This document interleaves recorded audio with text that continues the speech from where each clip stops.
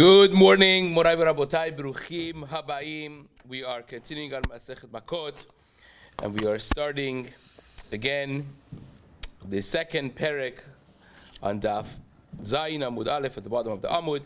Yesterday we spent, last year we spent a lot of time prefacing the necessary concepts for the second perek of Horeg Bishkaga and the halachot of going to Galut.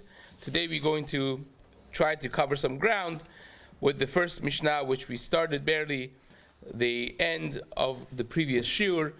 Today's Amud is being learned. L'schud refuah shelema Rachel Simcha bat Nahid, Sarah bat Mina, Binyamin Eliezer HaKohen ben Malka, for Zivug Hagun of Gilhad ben Mordechai Ariel, healthy delivery for Talia bat Rivka, and Hatzlacha and Parnasah for Avraham Raphael. This week's learning has been sponsored with the Dayan families, Cohen family, and Shea family for the ultimate Hatzlacha of their Mishpacha. And last but not least, today's Amud is being learned L'schut Aliyat Neshama for Shlomo ben Yaakov and Said ben Shlomo, that the Neshamot should have an Aliyah. Amen. Okay. Elu he'ena golin. Who goes to Galut? We spoke about this in the first perek of Edim Zomemim, who tried to get somebody absorb the lashes. So hence the Mishnah deviates, speaking an entire perek focusing on Are Miklat, who goes to Galut, and all of the side halachot that relates to Galut and Are Miklat. So who is the one that goes to Galut? HaHoreg Nefesh Bishkaga, if somebody accidentally killed someone, then he goes to Galut. That's the general rule. And the Pasuk really says it clearly, that a person that caused someone's demise by mistake is the one that runs. Nas el achat ha'arim. He runs to one of the cities of refuge. And the Mishnah now tells us that this is only when it is bederech yerida. If it's bederech aliyah, you could have the same scenario, very similar, and one of them would be patur, one of them would be chayav. So let's learn this together. If he is rolling the clay, the mud, on top of his rooftop, trying to fix a roofing, and this heavy wooden smooth piece of tool that they had, a magela, a roller that they would push and pull to smoothen the surface, if he is pushing it down and then he falls on someone and kills them, he goes to Galut. Or if he is trying to lower with a rope, a bucket, a barrel, something heavy, and that falls and kills someone, again, he goes to Galut. He himself is going down the ladder. Or he goes down the ladder and he falls on somebody and he causes his death. These are scenarios that he would go to Galut. Aval, says the Mishnah, but the same scenarios, if he would be on the way up, you don't go to Galut. If you are on a pulling motion on the same roller, and then it skips your hand and falls and kills someone, or you're pulling up a bucket, a barrel, and the rope snaps, he falls on someone and kills him, or you are going up the ladder, you lose control, you lose balance, you fall, you don't go to Galut in these scenarios. Ze haklal. This is the rule of thumb. Kol shebederech yeridato gole, v'shelo bederech yeridato eno gole. If you are on the way down, derech yerida, that's when the galut applies. If you are not on the way down, then there's no galut. Says the Gemara, where do you get this from? Very similar scenarios. As far as I'm concerned, you're up on the roof and you drop something on the person, or you fall yourself on him, you go to galut. Well, I mean, who cares if you're going up the ladder, down the ladder, you're pulling up, pulling down? Who cares? Where do you get that from? Says the Gemara, it's a pasuk. It's a Gezerat HaKatuv, because the pasuk says, Amar Shmuel da Amar Kra, Vayapel alav vayamot. There is almost like an extra word in the pasuk when describing the obligation of having arei miklat and sending people to galut. It says, Beli reot vayapel alav vayamot, v'hu lo oyev lo v'lo mebakesh ra'ato.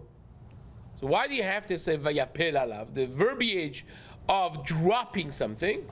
Says Shmuel, the Gemara is coming to teach that the motion of dropping is what sends you to galut. Anything else is not going to be mechayev galut.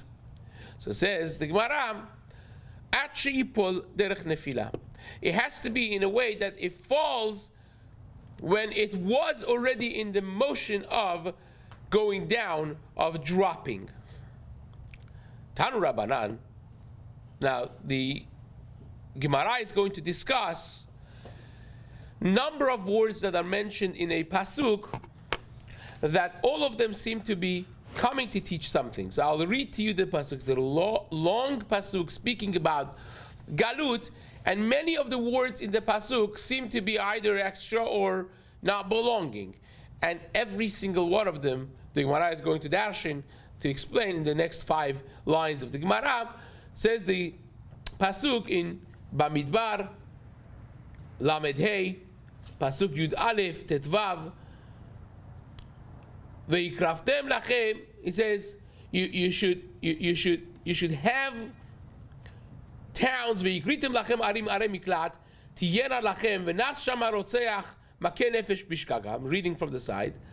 Livnei Yisrael v'lager v'latoshav betocham tiyena shesh ha'arim ha'ele lemiklat lanus shama kol makeh nefesh bishkaga. So he mentions shkaga twice, right? And he has number of words that the Gemara is going to now explain each and every one of them separately. So it says the Gemara, Bishkaga, when it says Bishkaga prat lemezid, is coming to exclude when you kill someone intentionally. Bivli da'at, when the pasuk says Bivli da'at, without intention, prat lemitkaven is coming to exclude when you had intention to kill. So the Gemara is going to pause and say, wait a second. Bishkaga prat lemezid. You want to tell me that the pasuk needs to tell you shkaga to exclude an intentional kill? Intentional kill, you get killed for it. You don't need to exclude someone that had a sniper shot and killed someone with a headshot. You don't have to tell me that that person does not go to galut. We kill him. We know that. Pshita barktalahu. Of course he's not going to go to galut. We kill him. He gets a death penalty. Amar Rav. Rav says no. Ema prat leomer mutar. We're talking about the case that the individual thinks that it's mutar to kill. He doesn't know that's asur to kill. Doesn't know. So it says the Gemara, Amar Rava.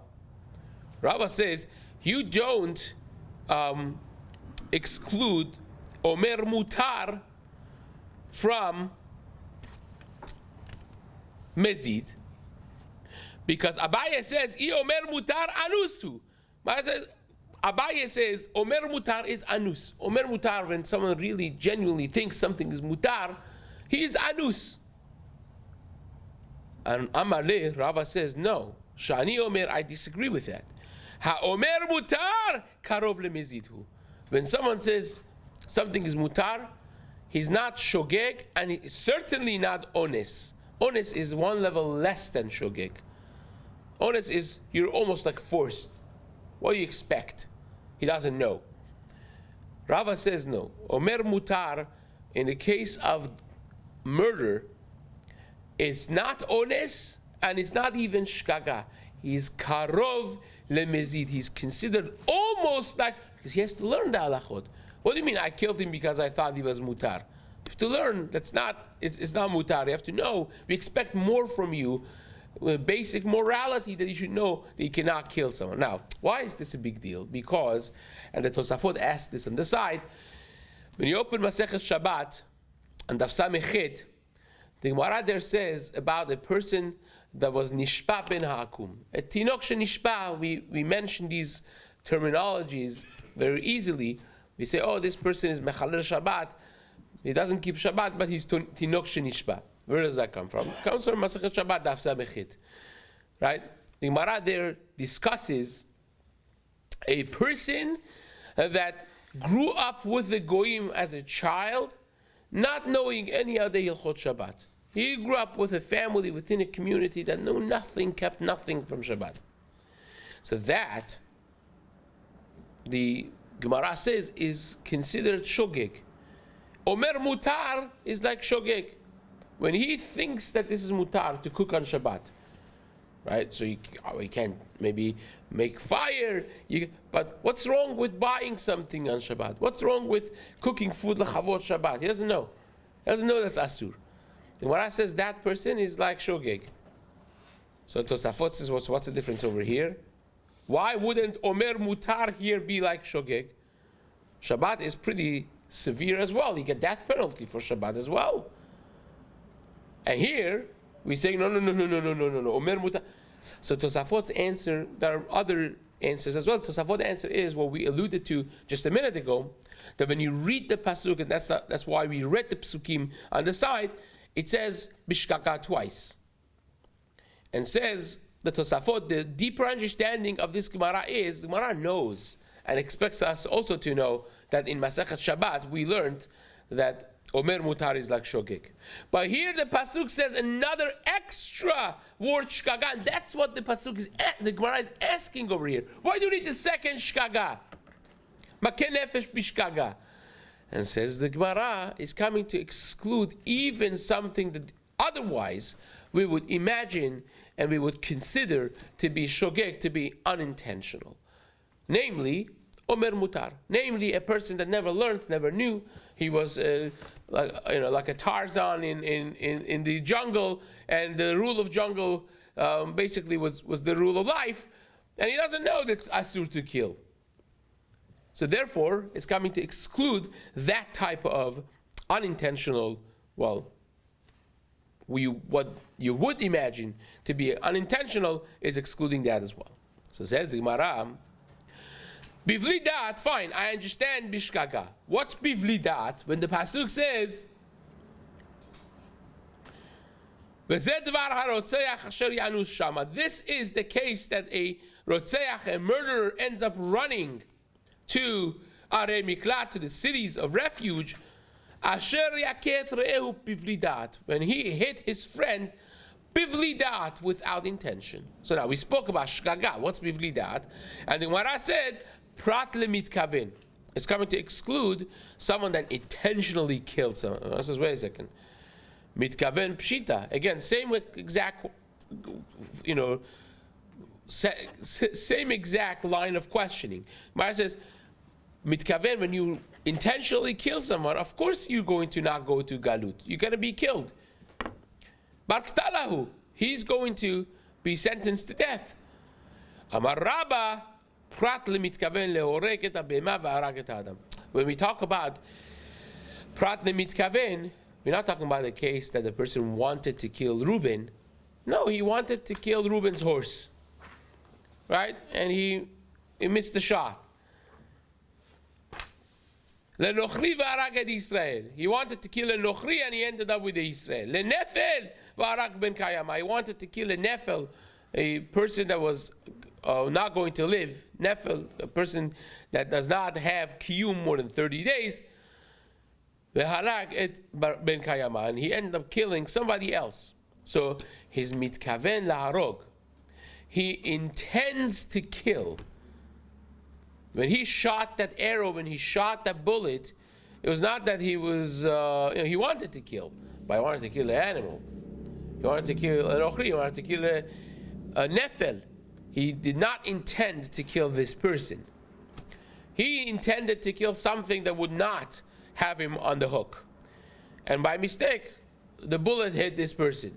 Now, this becomes also a long discussion, which we're not going to get into, for further homework for people who want to look into what the difference is between this and what the Gemara is going to immediately discuss when you want to throw something on this side and by mistake it gets thrown to that side and kills somebody. It seems to be identical. The Tosafot asked that question. The Rishonim are very busy with it as well. That's question for thought, for later for yourselves. Says the Gemara, Tanu Rabbanan, we learned, Im bepeta. Now the Gemara is going to darshan every word of this pasuk that we mentioned. Ve'im bepeta belo eva hadafa o ishlich alav kol keli beli sidia. The pasuk says in Bamidbar Lamed Hey Chaf Bet, if suddenly, without any animosity, you pushed or you threw on him any vessel below sidia, without intention. So that sounds like a word salad that half of them are repeating the other half. So the Gemara says, wait a second. You need to explain to me every word in this pasuk. And literally the Gemara is going to do that. Ve'im bepeta, what do you mean suddenly? What is that coming to exclude? Well, if it's not suddenly, you don't go to galut. So says the Gemara, prat lekeren zavit. It's coming to exclude a scenario of keren zavit. What does that mean? You're walking with your knife in your hand on the side of the wall, and when you get to corner, you're just walking like this, and unbeknownst to you, someone is walking from the other corner, and your knife hits him and he dies. That is excluded from a case of galut. Now, why is that excluded? Rashi doesn't really explain. Doesn't help. When it says bepeta lekeren prat lekeren zavit, he just says that it's not included in the case that you go to galut. But why is the reason? Is it because it is considered less than shogeg, or is it more than shogeg? Is it karov leones, or is it karov lemezid? So this is interestingly a very big topic by itself. Maran in Bet Yosef, well, in Kesef Mishneh on Rambam, Maran holds that this is karov leones. This is considered less than shogeg even, but you see from the simple understanding of the Rambam and many other mefarashim that this is almost like mezid. What are you doing walking with a knife like this on a keren zavit? You should have thought that someone could be coming there. And that's considered karov lemezid. So either way, you're not going to go to galut. And that's the concept the Gemara is going to drive home here many times, that it's a very specific case of shkaga that you go to galut. If it's less or more than that, you don't end up going to galut. So says the Gemara. Below eva, without any animosity, prat lesone. It's coming to exclude a sone, a case of someone that hates this person. In other words, if Reuben and Shimon are sworn enemies, and Reuben killed Shimon, and the claim is that he was doing exactly the same thing that the Mishnah says, right? He was lowering a barrel, right? He was going down the ladder himself, or he was rolling down this Ma'agela, and he fell and he killed Shimon. So it's like a Galut 101 case. No. We suspect that it probably may have been planned like that, because we know that there is prior animosity between these two people, and therefore he does not go to Galut. Says the Gemara, the odds are very strong that there was some planning over there, therefore he does not go to Galut. Hadafo, the fact that the pasuk has to say that you pushed him, shedechafo begufo, is coming to add that even if you pushed him with your body, still is considered included in the case of galut. O ishlich alav lehavi yerida sheilo lesorach aliyah. What does it mean hishlich alav? You already told me vayapel alav. We just had a few lines ago that vayapel alav, that anything that is in a dropping motion is what sends you to galut, right? Derech yerida, on the way down. So the pasuk here again repeats that. V'hishlich alav, which is a translation of vayapel alav. Same thing, a different verbiage, same exact meaning. Hishlich alav means you dropped on him. So, throwing, drop, same thing. So why do you have to say it again? What do you think? Says the Gemara is coming to teach you one additional very big chidush halacha, and that is, even though that you're going down in order to go up, right? For instance, when you want to hit something, sometimes if you see the people who want to hammer something very hard or break something, they first go down in order to come up all the way and then go down. So this going down motion in the beginning, which is only preparation for going all the way up, that we call yerida lesorech aliyah, right? So imagine if this guy is holding a hammer or an axe and he goes down in order to go up, and unbeknownst to him, someone's head was down there doing something under the table, and he cut off his head. He killed him, right? So what is that exactly? So you say, wait a second, that's really a dropping motion, it's going down, but he didn't intend to go down, he intended to go up. He was just preparing for the up motion, right? So what is that now? Is that going up or going down? Right? So there will be certainly room to hear that that's going up, right? Yerida lesorech aliyah, it's considered going up. Says the Gemara, no. You learn from this extra v'yishlich alav. If we wouldn't have this, we would say, yeah, this is like going up. But the pasuk goes out of its way to tell you another time, v'yishlich alav, that any going down motion, you're chayav galut, you go to galut.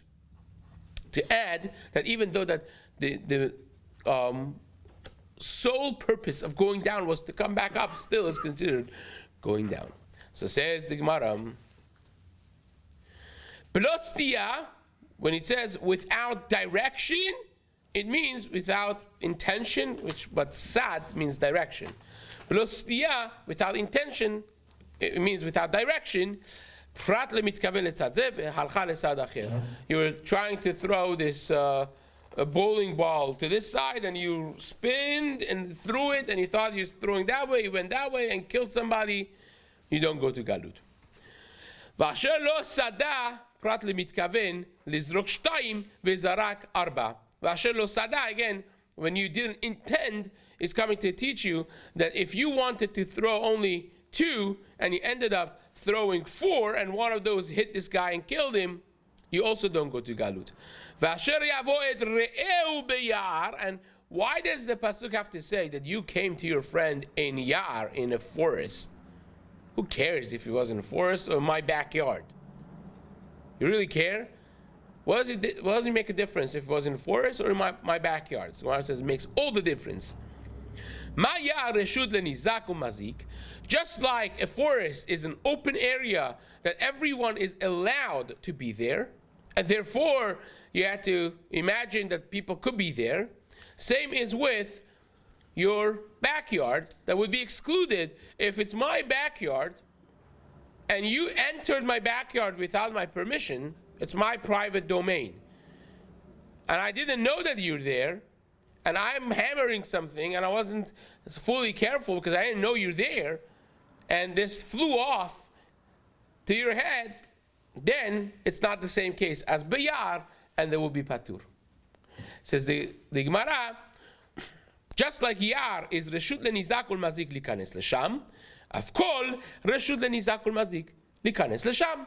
We only include scenarios that both of them equally have the right of being there where they were found when this person was killed. So therefore, it excludes a case of his backyard, the mazik, the one that the murderer's backyard, when the nizak was not allowed to be there. And therefore the guy, Reuben, didn't know that Shimon entered his backyard without his permission.